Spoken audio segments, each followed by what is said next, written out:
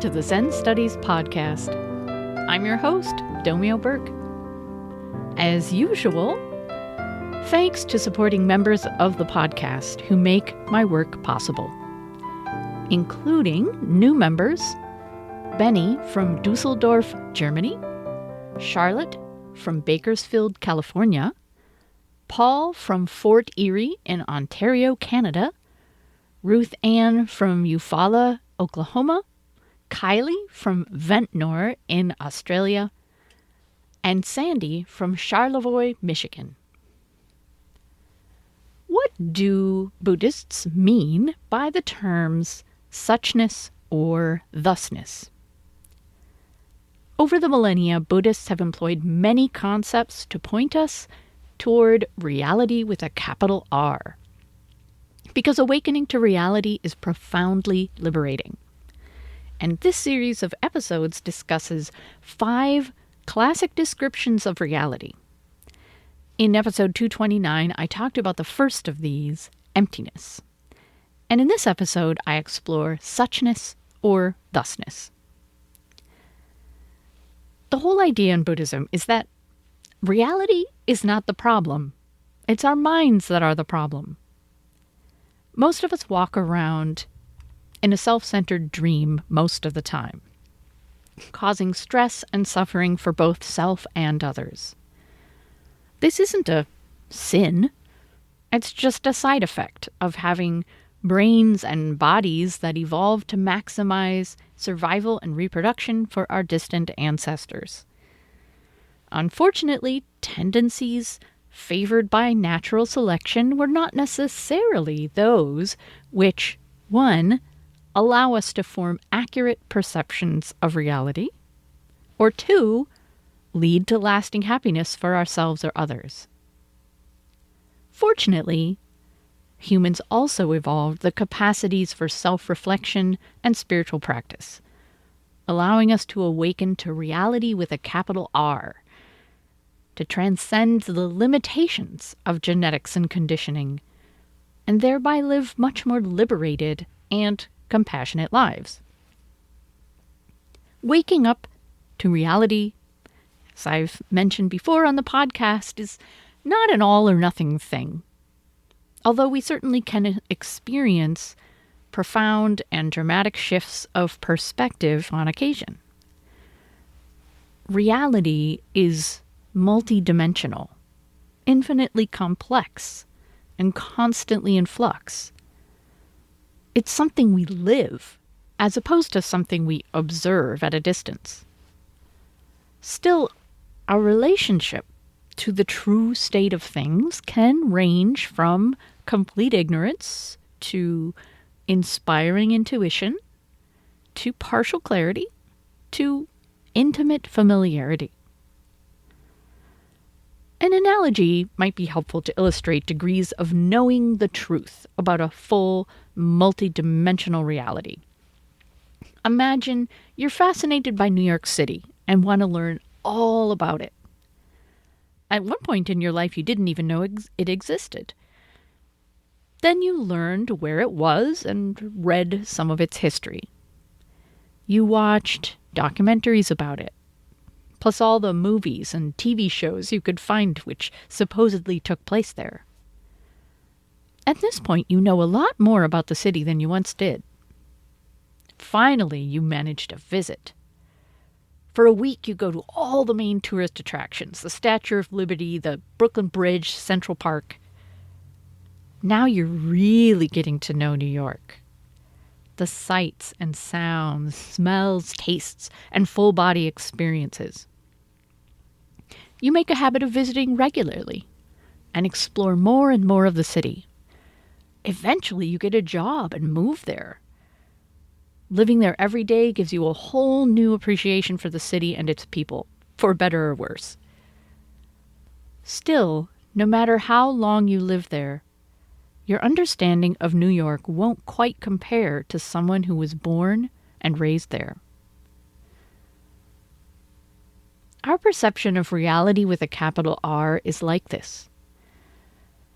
We may gain inspiration and some measure of liberation just by hearing reality described,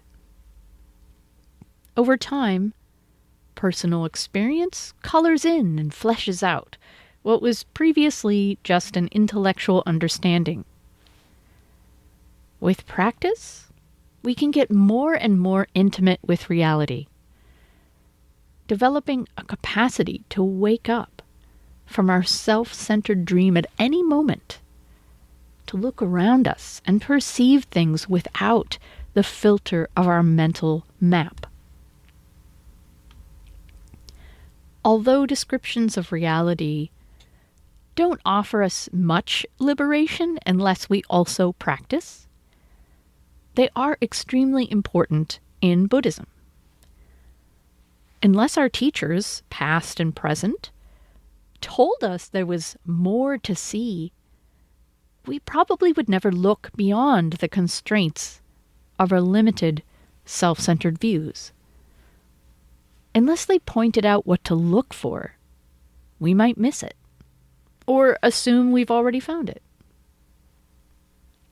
As I discussed in the first episode of this series, Buddhist teachers have come up with many ways to describe reality, but it's just one reality. Sometimes all the different Buddhist concepts and terms can seem daunting, as if liberation is achieved once you master a long list of complex philosophical teachings. However, all the teachings are essentially pointing to the same thing, although different teachings emphasize different aspects of reality.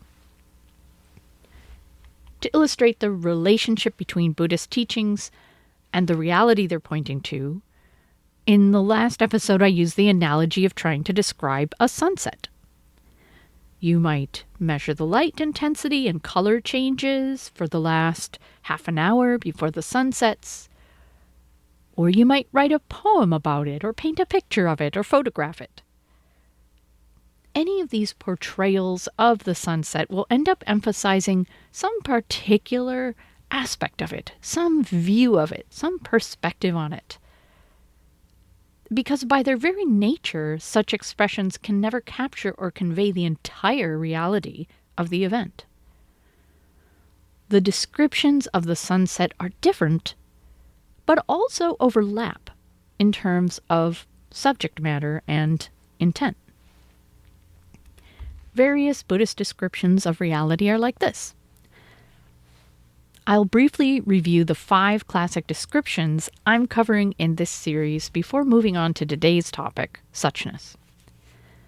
So the first is shunyata, or emptiness, which I talked about in the last episode, which points to the falseness of the self-nature we project onto all phenomena, including ourselves. All things and beings share the quality of shunyata, or being empty of self-nature. As I emphasized in the last episode, emptiness does not mean empty of meaning or worth, but free from the limitation of an autonomous, independent, inherent, enduring self-essence. Everything and every being exists in vibrant freedom, in and of itself, while at the same time each thing is fundamentally boundaryless and therefore not separate from the rest of reality. Then we have tathata, or suchness, or thusness, which points to the luminous, miraculous quality of all things in and of themselves, which we perceive once we awaken to emptiness. And then in future episodes, I'll discuss Buddhata, or Buddha nature, which celebrates the existence of all beings and things, without which there would be no awakening.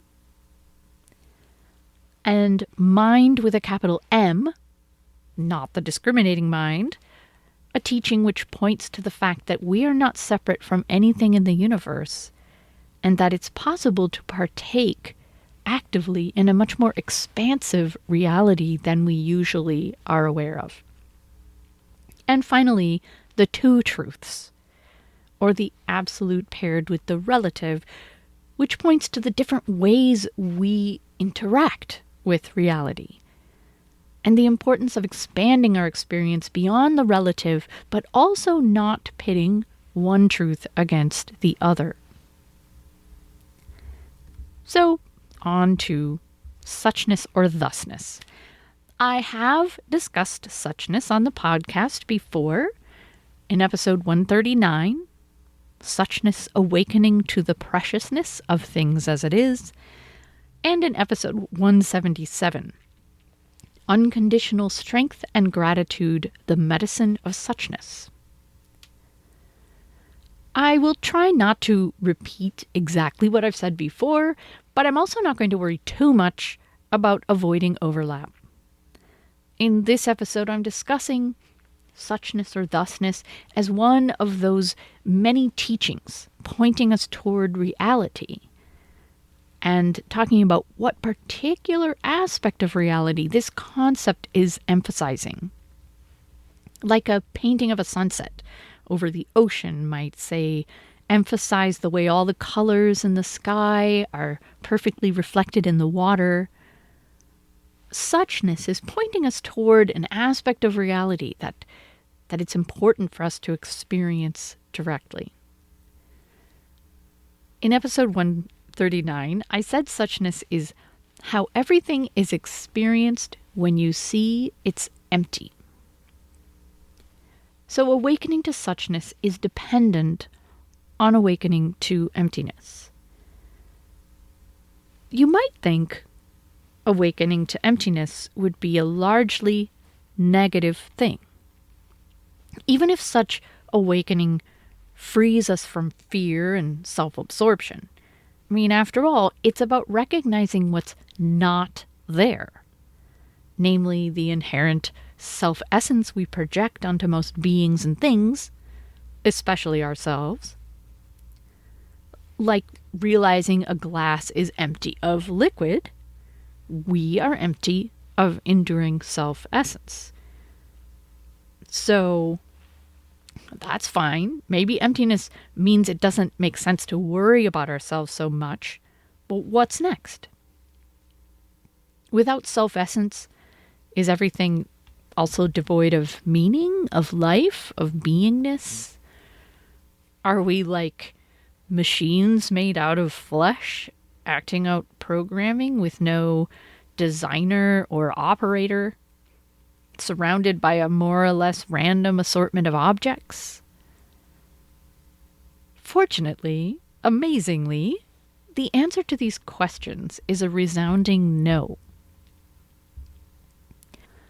The only thing missing from reality with a capital R, when we awaken to emptiness, is the mental map we have created to have a sense of control over it. What's left? Everything else, wondrous in its own being. Everything is simply thus. It's only the discriminating mind that finds things lacking. You'll notice that I have used both the terms suchness and thusness so far. That's because both of these terms are translations of the Sanskrit tathata, or of later versions of this concept, renmo in Chinese and inmo or immo in Japanese. In his glossary accompanying his translation of Japanese Zen master Keizan's Denkaroku, T. Griffith Folk offers the following definitions. Thusness, in Sanskrit tathata, an expression that indicates things as they are, but without saying what they are like. A way of referring to reality in and of itself, which is beyond the reach of any ultimately true linguistic designations, frequently translated as suchness. Such, Chinese renmo, Japanese inmo. One, a Chinese colloquialism dating from late Tang times, that was originally an adverb meaning in this way, this or so. It also came to be used as an indefinite pronoun translatable as this kind of thing or such a thing. And two, in the literature of Chan and Zen, the term such is also used as a synonym of thusness. Questioning our mental map of reality is necessary for us to perceive suchness. We need to practice sitting and letting go of all willful mental discrimination. Gradually, we become more comfortable with a different way of being and become able to perceive things without reference to self. Perceiving suchness isn't necessarily something that happens to us during a profound and dramatic moment on the meditation seat, although it might. Instead, the opportunity to experience this aspect of reality with a capital R may come at any moment. As we go about our lives, momentarily we may perceive gaps in our mental map. Moments of silence, moments without narrative, assumptions, resistance, or grasping. We're more likely to experience such moments if we regularly meditate and practice mindfulness consistently in our daily life. However, sometimes a sudden change in the landscape of our life may leave us, at least temporarily, without a useful mental map. At first, these gaps in our mental map may seem vaguely distressing. Things may seem kind of stark or foreign. The simplest things, the carpet, the wall, our hand, our breath, may appear as things we've never perceived before. Everything may seem strangely disconnected from us, because before everything was neatly knitted together in our self-centered narrative, and now we don't know how to relate to it. When people encounter these gaps outside the context of practice, they usually try to rebuild their mental map as quickly as possible. The territory around us may change unexpectedly, but we can start rebuilding our map quite quickly. Our disorientation in the meantime is viewed as inevitable discomfort or pain, a symptom that will go away once we recover. But Buddhism suggests that we move toward these gaps and then try to relax into them and explore them. As Leonard Cohen sang in his song, Anthem, there is a crack in everything. That's how the light gets in. When we lean into the gaps in our mental map, when we're courageously present, even when we aren't clinging to a sense of control or a sense that we know, we have the opportunity to perceive things as it is. Things as it is was a phrase used by Shunryu Suzuki Roshi. I quoted him in episode 139, but I'm going to go ahead and share this quote again because it's so brilliant. Quote, "Small mind is the mind that is under the limitation of desires or some particular emotional covering or the discrimination of good and bad. So, for the most part, even though we think we are observing things as it is, actually we are not. Why? Because of our discrimination or our desires. The Buddhist way is to try hard to let go of this kind of emotional discrimination of good and bad, to let go of our prejudices, and to see things as it is." End quote.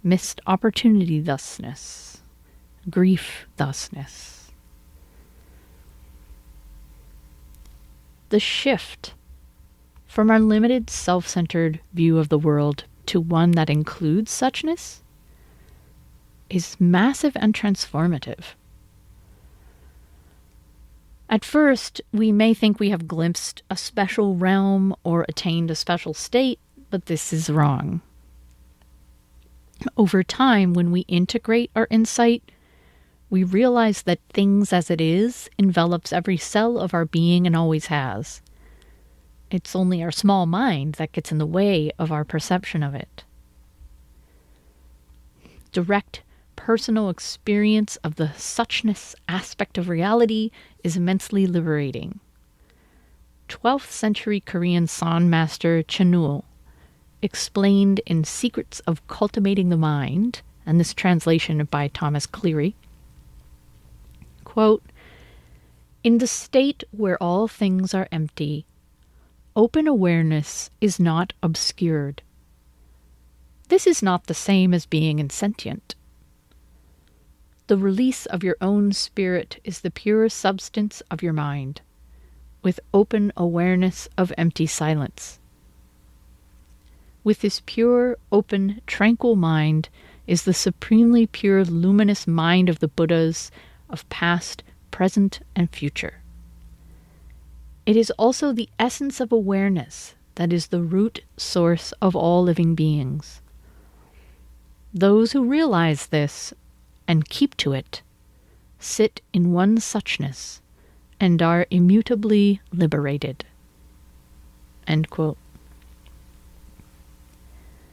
It's so easy for us human beings to be imprisoned within the small, self-centered worldviews we have.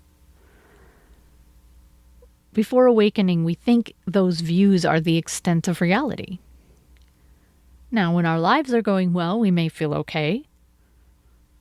Difficult circumstances, however, may make our lives torment. Even when we're not miserable, we feel inexplicably ill at ease, wondering whether we're missing something essential, anticipating the loss of everything we care about, or suffering in sympathy with other living beings.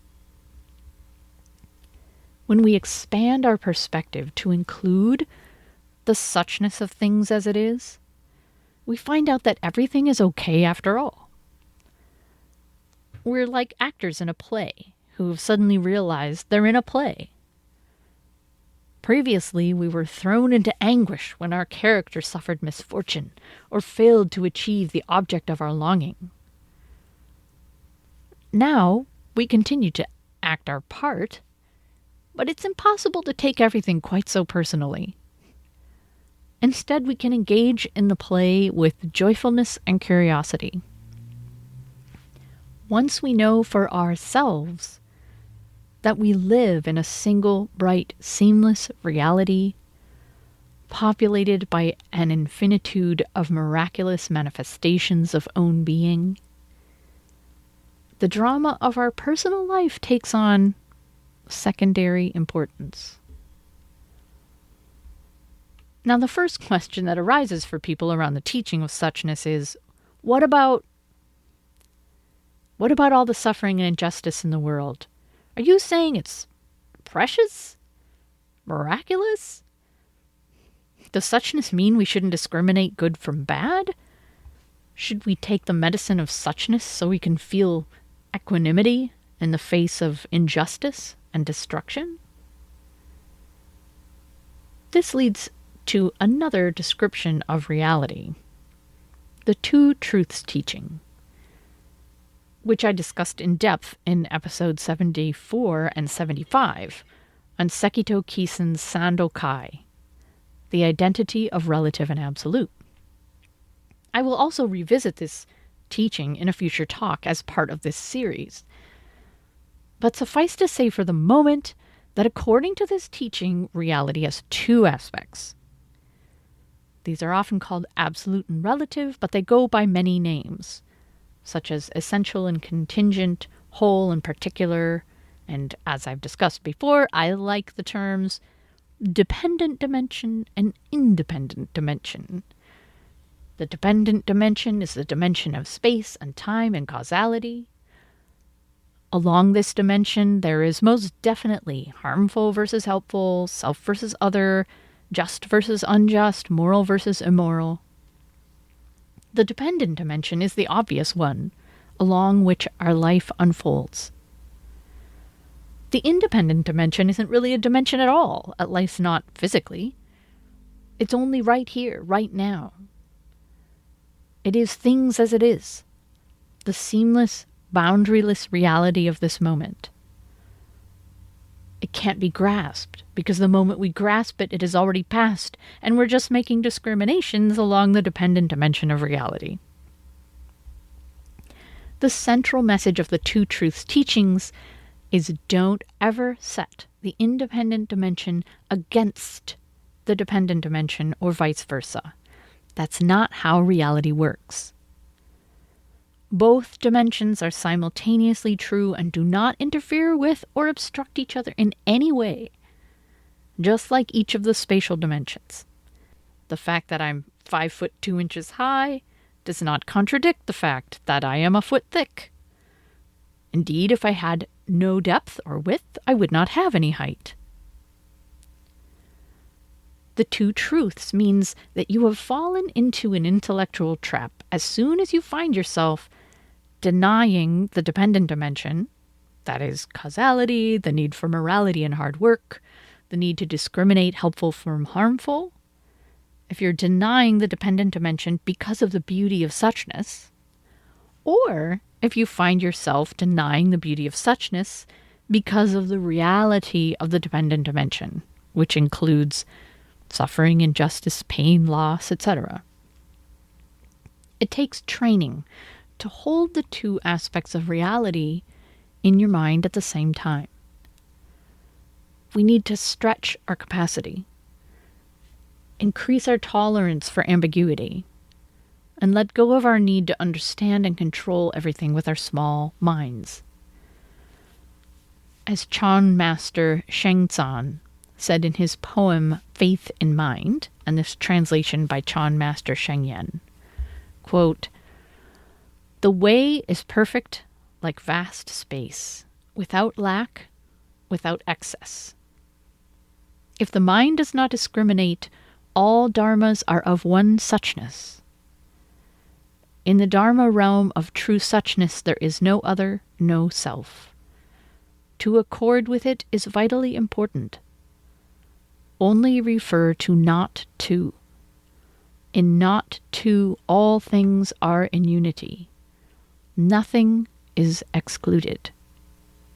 End quote. Before we can embrace the two truths, the perfection we sometimes glimpse seems at odds with the horror and misery we know the world contains. When we no longer set the independent dimension against the dependent dimension, we see how something can be horrible and not excluded from things as it is. This is surprisingly comforting and gives us great strength as we engage with the world and try to be of benefit. So perhaps you were nodding when I described suchness, having experienced it for yourself.